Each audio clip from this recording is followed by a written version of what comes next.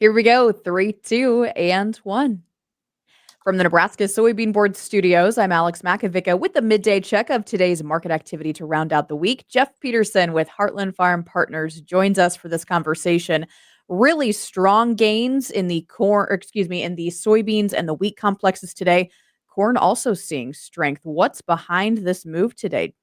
Yeah, it's been an interesting move, Alex. And as you know, as we dig in early this morning, actually, we didn't have much strength in the market. But then EPA came out with their proposals on the renewable volume obligations. You'll hear that referred to as the RVO.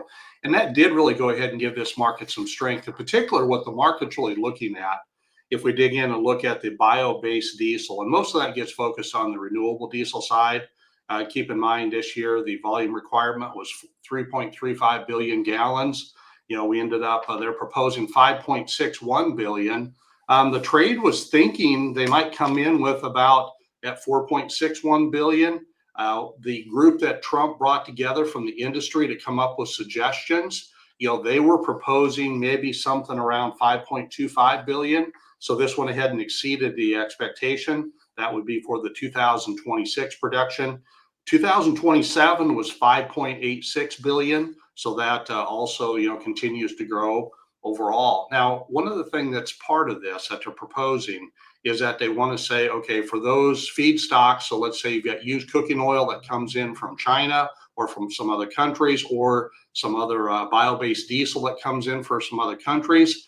They want to say, you know what, as far as the value that has in going towards your obligation, they want to reduce the REN value of that by 50%. We'll have to see whether that makes that into the final rule, but that's really giving this market some strength this morning. What's the timeline on the implementation of this? And I guess how does that come to fruition, Jeff? Yeah, the next steps here is that EPA will have a 30 to 60-day window in which people can go ahead and give opinions. They will then reflect on those opinions and come up with, during that period. And then from there, by November 30th, the goal would be for them to physically put that in the final rule. Okay, sounds good. Lots to look forward to. We will dive into all of this later this afternoon on the channel Final Bell, where Jeff Peterson will be joining us again with Heartland Farm Partners based in Lincoln. From the Nebraska Soybean Board Studios, I'm Alex Makovica with a midday check of today's market activity.